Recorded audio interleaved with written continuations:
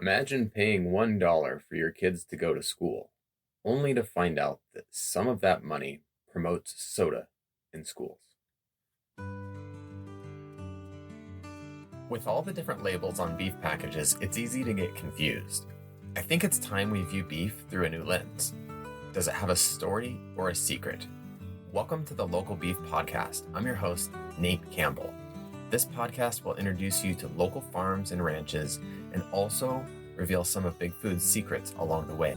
I'm so excited to take you on this journey with me, so let's get started. Today, I want to share something that most consumers are completely unaware of. Before I explain the program, I thought I'd make it more relatable to your everyday life. Imagine if every American parent had to pay $1 for their kid to go to school, and a portion of that money went towards ad campaigns promoting soda machines in schools. Even if you personally disagree with this message, as a parent who believes in healthy nutrition for kids, you might feel that this particular use of this mandatory fee undermines your values in parenting decisions. Yet you have no ability to opt out or redirect your contribution. So, you try alternatives. You take your kid out of public school and put them in private school. But you find out that you're still required to pay the fee. Then you try homeschooling. Well, same rules apply. You still have to pay. Finally, you demand a refund, only to learn it's not refundable or optional. It's mandatory for all school children, no matter what educational choice you make. You speak up and you say, "This violates my free speech. I shouldn't have to fund messaging that I fundamentally disagree with." But the courts tell you no. Sorry, this is considered government speech, not yours. So you have to pay regardless of your personal beliefs or choices. And then you start digging deeper into the program. You discover it also has close ties with lobbying efforts. The same people promoting soda in schools are pushing to keep soda eligible for food stamps and other policies beneficial to soda companies. When you look at the executives running the program, you find most have direct ties to the soda industry. Even at the top, the Secretary of Education, who writes the policy for the entire nation, previously worked for major soda corporations. Sounds outrageous, right? Well, that's essentially what's happening in the U.S. agricultural industry with programs called checkoffs. Farmers who've built their entire business around certain values and practices are forced to fund marketing that may directly contradict with those values. You've probably never heard of checkoff programs, but I'm certain you've seen their campaigns or heard their slogans. Take a moment to pause this podcast and see how many food marketing slogans you can think of right now. Go ahead, I'll wait. Welcome back. How'd you do? I bet some of these crossed your mind. Beef, it's what's for dinner, with Sam Elliott's distinctive voice. Got milk? With those celebrity milk mustaches? Pork, the other white meat. The incredible edible egg. Or how about cotton, the fabric of our lives? There are actually 22 different checkoff programs funding everything from beef to Christmas trees, each one collecting mandatory fees from the farmers and ranchers across America. And every single producer of these products in America is required to pay these marketing fees, even if they completely disagree with the message. Small grass-fed beef ranchers, organic dairy farmers, pastured pork producers, they must all fund these generic industry ads that often represent production methods very different from their own. Farmers have taken this all the way to the Supreme Court, trying to get out of paying, and they've lost. The court basically said, sorry, you have to fund this speech, even if you disagree with it. So what exactly are checkoff programs anyways? In the simplest terms, they're mandatory fees that farmers and ranchers have to pay when they sell their products. For beef, it's $1 per head of cattle. For dairy, it's 15 cents per 100 pounds of milk. For pork, it's 40 cents per $100 of value. The money goes into industry boards that then use it for research, promotion, marketing campaigns, and lots of meetings. We all know the famous agricultural slogans that get stuck in our head. And I think that we can all agree that these campaigns are effective and catchy, and they've likely helped consumers purchase more of these products that are featured in the campaigns. But that's not the problem. The fees are mandatory. The individual farmers and ranchers have virtually no say in how their money is used to market these products. You may be thinking, well, yeah, that's how the government works. I can't just not pay my taxes. That's true, but these programs are not government programs. They're industry funded and industry led. They were funded by fees the farmers are required to pay. Here's something that might surprise you. The Beef Checkoff program started in 1985, and it's collected over $1 billion from American farmers and ranchers. That's $1 billion in mandatory fees, not taxes, not voluntary contributions.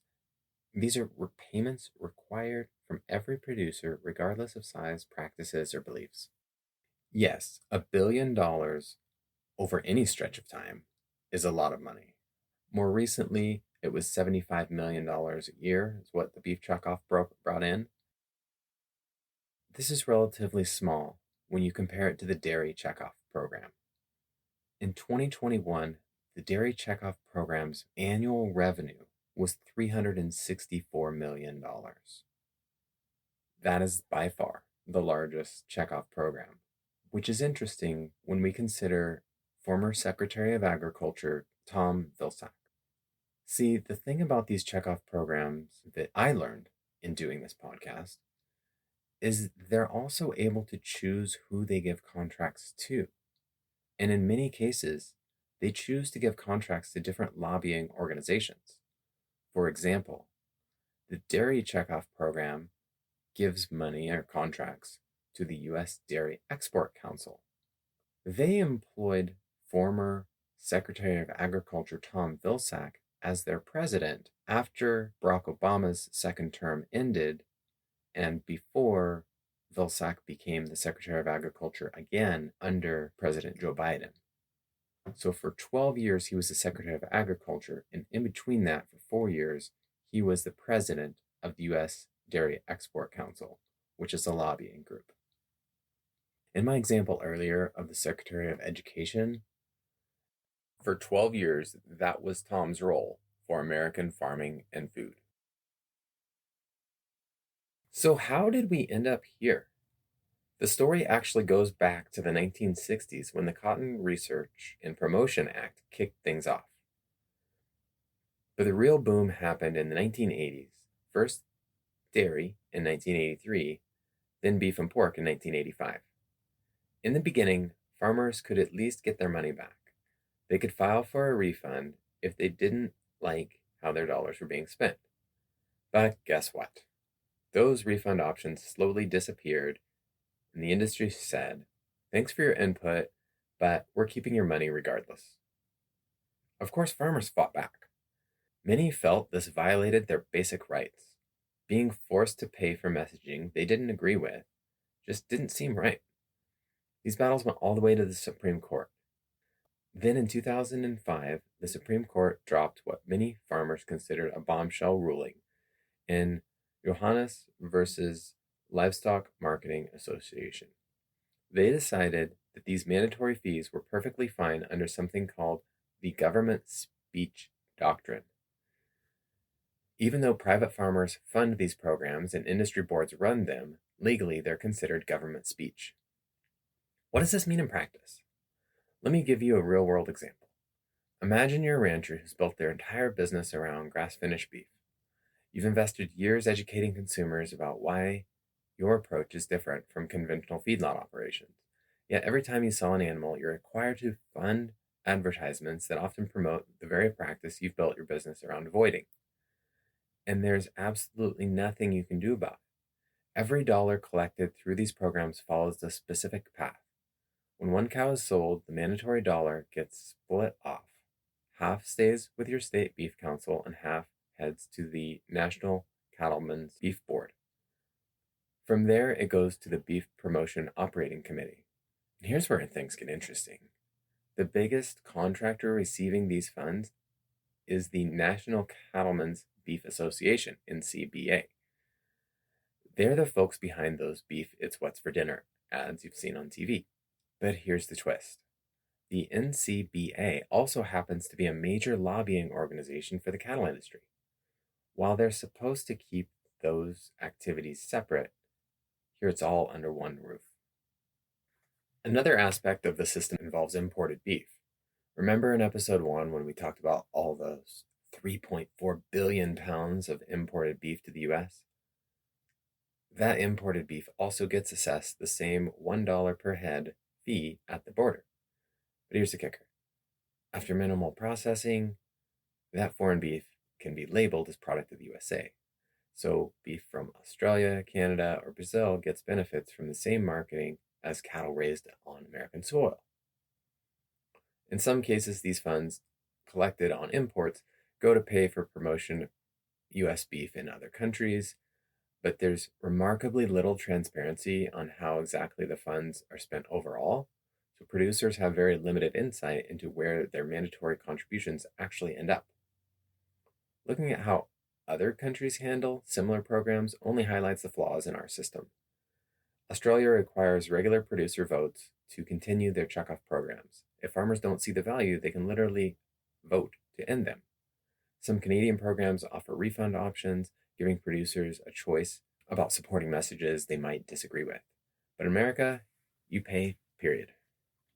The relationship between government positions, checkoff leadership, and big ag corporations create a revolving door that leads many farmers to question whether these mandatory programs truly benefit all producers equally or primarily serve the largest players, the ones with the connections and influence to shape the policy.